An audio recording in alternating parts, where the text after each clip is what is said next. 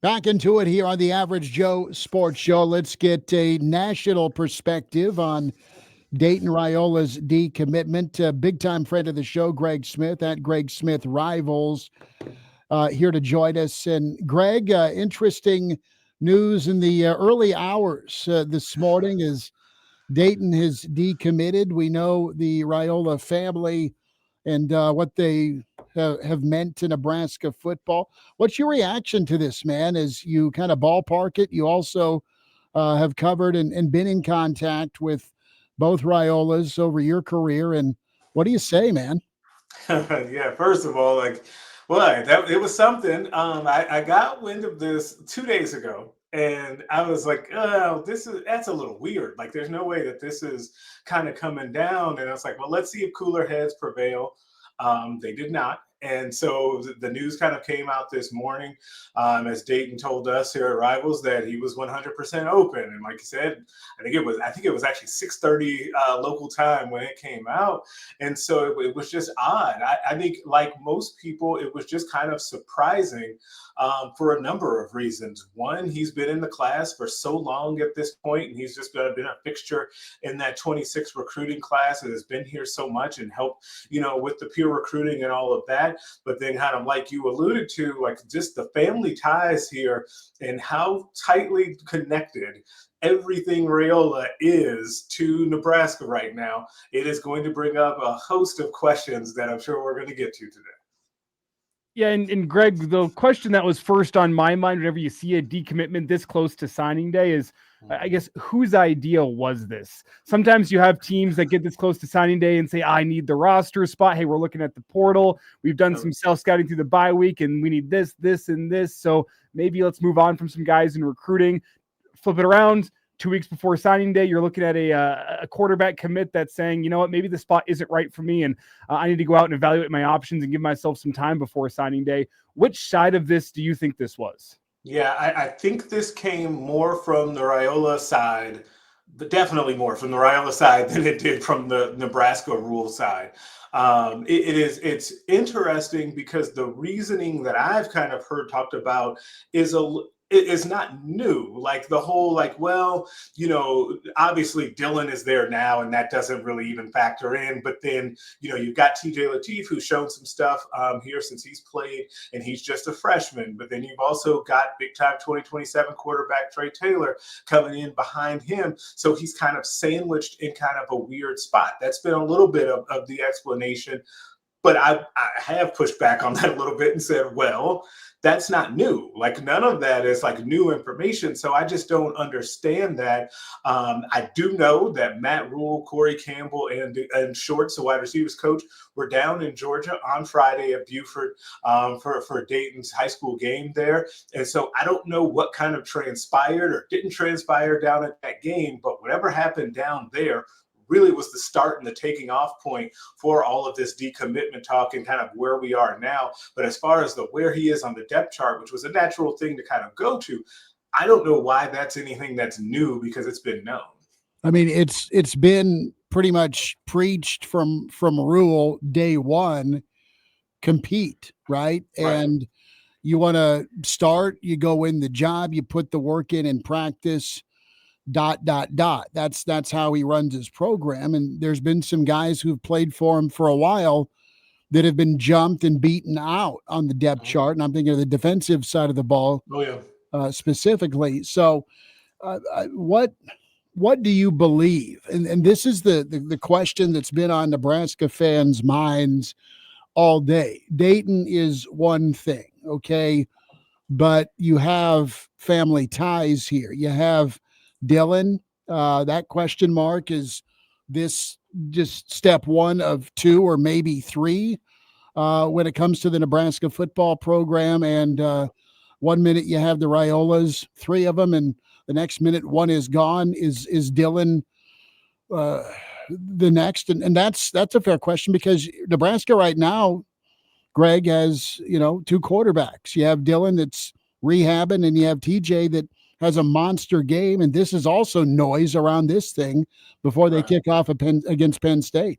Yeah, absolutely. And I think that, again, it's a totally fair question, I think, for everyone to be bringing up because of how tight everything is. And this is a very close family. We've all talked about that throughout this entire process with all of them. And so I think it's totally inbounds to wonder if this is step one of two or three when it comes to this. Now, I have described it this way all day as I've been asked about this, is that I think that Dayton leaving the class and not coming to Nebraska is not that does not make it a guarantee that Dylan is going to enter the transfer portal by any means. But it doesn't hurt. It doesn't help the situation, right? Like we can't lie on that. We can't say that it has no impact. It definitely has an impact, and the reason that I would say it has an impact is because if we know that the depth chart could be a portion of this discussion, are there other pieces of this that we don't know yet? Are there questions from the family about how the future of Nebraska football, how close they are to competing for a college football playoff spot, like those sorts of things? Because if they are worried about that, that puts Dylan in even more danger of potentially entering the portal. And I think that those conversations are going to be centered more around that, much more than, hey, like how much money is he getting paid and all of that. He is already very highly paid. They have given him everything that he could want, including going out and getting a few wide receivers in this past portal cycle. Like they're doing everything they can on that front. And so, yeah, do they think that they can compete for a championship moving forward? Oh, and I should say this too. What about Dylan's NFL stock? Like, has that taken a hit in his future being at Nebraska? And do they think that they can do better somewhere else? I think that portion of the conversation may come into things as well, but we don't know. We've got time on that. Are you surprised that we're talking about this now? I was expecting to get another 2-game sample size with Latif, and hey, maybe there'll be some decisions to be made in December, but it really feels like some wheels are beginning to spin right now. And for this to happen in season, I know it comes on the heels of Sam Levitt yesterday with Arizona State, that report circulating that, hey, he's already weighing his options. I guess it is that time of the season. I guess I'm just a little bit surprised that this conversation is coming after one game of TJ Latif. What's your reaction, just the timing in general? Yeah, I think that it is something that goes to what you're saying about Sam Levitt and that report, is that all of these things I feel like are happening a lot sooner now. And I think that there's a couple of reasons for that, whereas like, people are posturing. Some of this stuff is posturing, like kind of with the Sam Levitt situation, to see if they can get more money or if there's a better situation out there. But then there's also all of these coaching changes and stuff these jobs have yet to be filled. There'll be a lot of dominoes that come from that as well. So I think people want to get their ducks in a row and get things lined up. It just happens to make it very awkward and weird because we're talking about this within Nebraska's case, 2 more regular season games left and a lot of stuff to be played and kind of shaping what's going to happen with this season and the outlook for next year, with now some big question marks out there. As we look to the future of Nebraska's quarterbacking position, is this a spot that they can get filled in 2026 to bring a quarterback in on this late notice? Is Trey Taylor a guy that you could look to reclassify up a year? Like, what does Nebraska do in 2026 and beyond, specifically with quarterback? Yeah, it's going to be tough to flip someone, and it's probably going to have to be a flip because most every good quarterback out there is committed at this point. It's going to be hard to do that with just 2 weeks left, and then knowing that second part of it, which is they're very heavily invested in Trey Taylor to come in that next cycle. So then it becomes a difficult selling point to get a kid to flip. I would look for them more maybe to go into the portal and try and get a young arm, kind of like they did last year with Davila, to try to get a guy in there as well and see how that goes, because that's just going to be really tough. On the reclass note, last I talked to them about this, they were not interested in that, but it's been a while.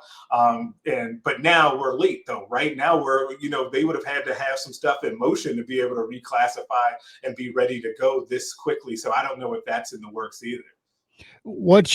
Does Nebraska, you just said a bunch of important things about yay or nay on the quarterback for 2026. Nebraska did not pursue Tamalia out of Millard South because they already had Dayton committed for a year plus. Do you even take a phone call if you're Jet being committed to Alabama right now? I say if I'm Jet, first of all, if I'm Nebraska, I make the phone call. Yes. If I am Jet, I answer And I politely say thanks, but no thanks. He's got a great situation that he's going into. If you have some time and want to be angry, go. Or if you're a Nebraska fan, go look at the Nebraska or the Alabama recruiting class and the guys that are in that class. And some of the they've got some elite talent going down there that he is excited to play with. So I don't know if that's going to be doable. But yeah, Nebraska definitely has to make that call. Greg Smith, national recruiting analyst for Rivals. Greg Smith Rivals, where you follow on Twitter, read him as well. Greg, real quick. So where does Dayton land? I mean, the two other spots that were in on him, Charlotte and App State, and then Nebraska, were teams not going in on him all this time because he was committed to Nebraska with Big Brother here? What's your take? Yeah, I do think that is a part of it. I think that and that's really, that happens all the time.